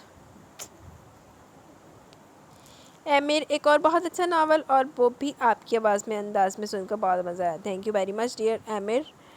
مختوم نے کون سے تویز کروا کے محبوبہ سیدھا قدموں میں، آپ کی بات سن کر بہت ہنسی ہے۔ تو گل تو صحیح ہے، پہلے انہوں کاٹ کھانے کو دوڑتی تھی، وہ کر کے اس کو پڑتی تھی، تو اب جب کوئی تویز تھا گئی کرایا جب سیدھا محبوب قدمہ چ آ گیا ہوتے، باقی اس واقعے مختوم بیچارے کو صبر کا پھل مل گیا، محبوبہ سیدھا اس کے قدموں میں آ گئی ہے، لینڈ کر گئی، عقل آ گئی، اس کو انسان بن گئی، تے ہور کی بہت اچھا ناول ہے، thank you very much dear Amir. Altaf Ahmed, میرا نام رخسار ہے اور لڑکی ہوں۔ اچھا آپ ہیں رخسار، وہ کہہ ایک ڈرامہ لگتا تھا نا رخسار، لکھ دیا پھولوں کے رخسار سے، رخسار، اب میں نے آپ کا نام یاد رکھنا ہے، لیکن جب آپ روز روز ہی آئیں گے نا اسی روٹین میں، پھر میں نام یاد رکھوں گی آپ کا۔ دانیہ زوہا، ناول بہت اچھی ہے اور آپ کی وائس زیادہ اچھی ہے، مجھے آپ کی وائس اچھی لگتی ہے بہت زیادہ، thank you very much dear Dania, thank you. Qadir لغاری، واہ بہت اچھا ناول ہے، بیچ میں جو کمنٹس پاس کرتی ہیں وہ بھی کمال کے ہوتے ہیں، زبردست، تھینک یو ویری مچ قادر لغاری۔ اب آپ بھی میرے نا ڈیلی لسنر بنتی جا رہی ہیں۔ عطیہ اشفاق، آج کے ایپیسوڈ نائس تھی، تھینک یو ویری مچ عطیہ۔ اچھا یار وہ نا ایک مسئلہ ہو گیا ہے کہ یہ جو اوپر لکھا ہوا آ رہا ہے نا، جن لوگوں نے اپنے نا نام نہیں ایڈٹ کیے ہوئے نا اپنے یہ ایڈ کے اوپر، مطلب چینل کے ہینڈل کے اوپر آپ لوگوں نے نام نہیں لکھے ہوئے، یا جو چینل کہہ رہی ہوں جو بھی آپ کی آئی ڈی ہے جس سے آپ کمنٹ کرتے ہیں اس کے اوپر اپنے نام نہیں لکھے ہوئے، یا تو آپ ادھر اپنے نام لکھ لیں، نہیں تو پھر مجھ سے کمنٹ کرتے ہیں نا نیچے اپنا نام مینشن کر دیا کرے تاکہ میں آپ کو نام سے بلا لوں۔ پہلے وہ جب وہ نام آئی ڈیز کے آ جاتے تھے، شو ہو جاتے تھے ڈفرینٹ نیمز نا، اب دیکھ لیں یوزر SU6SP2DM5 سے پتہ نہیں کیا کیا آ رہا ہے یہ، تو اب مجھے کیسے پتہ لگے گا کون کون ہے، تو ایسے تو نہیں چلے گا نا، ایسے تو میں تو دھوکے میں بیٹھی جاؤں گی کہ کون ہے لسنر کون ہے، تو پھر اس کو بھی پتہ نہیں چلے گا کہ میں کس کو پریز کر رہی ہوں، تو یہ کام نہیں صحیح. یا تے تسی سارے جنے میرے کمنٹ کر دے ہو نا اپنا اپنا آئی ڈی کا نام بدل لو، مطلب اس میں یہ میرا خیال نریٹر یا ہینڈل میں کچھ ہوتا ہے وہ چینج کر لو، نہیں تو پھر نا شاباش میرے پیارے پیارے لسنرز نا اپنے نا تھلے مینشن کریا کرو کمنٹ تے، ٹھیک ہے. وعلیکم السلام. مجھے یہ لگتا ہے کہ یہ سائرہ کا کمنٹ ہے، سائرہ ریاض آئی گیس، کیونکہ اس کی مجھے نوٹیفیکیشن پہلے ایک دفعہ آئی تھی، نوٹیفیکیشن میرے سر سے نا آنکھوں سے گزرتی رہتی ہے، تو اب کچھ بھی نہیں گزری ہوئی، لیکن ایک دو کمنٹس ایسے ہیں کہ جو مجھے بڑی کنفیوزنگ ہے. خیر اب ایس سائرہ ہی لگ رہی ہے. وعلیکم السلام. الحمدللہ میں ٹھیک ہوں، آپ کیسی ہیں؟ جیسی کرنی ویسی بھرنی، بندہ جو کرتا ہے وہی اس کے کام سامنے آتا ہے. بات تو آپ نے صحیح کی، ایسے ہی ہوتا ہے. الطاف احمد یعنی رخسار، ناول ایک طرف بٹ آپ کی کمنٹری اف، آپ کی بات ہی الگ ہے، کیا بھگو کے مارتی ہیں. یا بس جذباتی کر دیتے ہیں لوگ مجھے، جذبات میں پھر فلو میں پیو کے بجنیاں. عبداللہ محمد وعلیکم السلام. آپ کی ناول بہت زبردست ہے، thank you very much dear Abdullah Muhammad. Bushra Azam زبردست episode, thank you very much Bushra. یہ یوزر پھر PG3YYH2RJ8F آئی ڈونٹ نو اب یہ کون ہے، لیکن ان کا نیم ایم سے سٹارٹ ہوتا ہے. یا تو یار پلیز آپ اپنا نیم مینشن کر دیں یا اپنے اوپر والے ہینڈل کا نام چینج کر لیں، ٹھیک ہے، تاکہ مجھے پتہ چلتا رہے کہ آپ کون ہیں. وعلیکم السلام. الحمدللہ میں ٹھیک ہوں، ایم کہہ لیتی ہوں میں آپ کو، آپ ناول بہت مزے کا پڑھتی ہیں، thank you very much M. Saima West, very good novel, I read 4-5 times. Zargham is superb man, for Afia I have Zarbab تھا. For Afia I have no words, excellent novel, thank you very much dear Saima Awais. Emer, بہت اچھا novel ہے، story simple سی اور اچھی تھی، اس سب کی نوک چوک شرارتیں، cute family کی cute حرکتیں، ایفی اور اجو نے ناول میں خوب رونق لگائی ہوئی تھی، ان سب کی باتیں بہت مزے کی تھی، بہت انجوائے کیا ناول کو. Thank you very much dear Emer, بہت اچھا لگا کہ آپ نے ناول انجوائے کیا، یہ والا ناول میں نے بھی بہت انجوائے کیا تھا پڑھتے ہوئے. جی تو گائز کمنٹ سیشن اختتام کو پہنچا، کیسی لگی آپ کو قسط اپنی رائے کا ضرور اظہار کیجیے گا. مجھے اجازت ہے کیونکہ میرا تو ایک نیند سے حشر خراب ہوا پڑا، دوسرا میں نے نا ابھی بول کے پتہ نہیں کیا ہوا، کچھ 1-2 دن ریکارڈنگ اسکپ کیا تو گلے کا حشر خراب ہو گیا، برا حال ہوا پڑا ہے، آئی ڈونٹ نو وائی. ابھی نا ریکارڈنگ کروں نا مسلسل بولوں تو گلا دکھنا شروع ہو جاتا ہے. تو خیر مجھے اجازت ہے، انشاءاللہ اللہ خیر ہے کہ جلد ملیں گے نیو اس کے پارٹ کے ساتھ. تب تک کے لیے اپنا بہت سارا خیال رکھے، دعاؤں میں یاد رکھے. اللہ حافظ جی.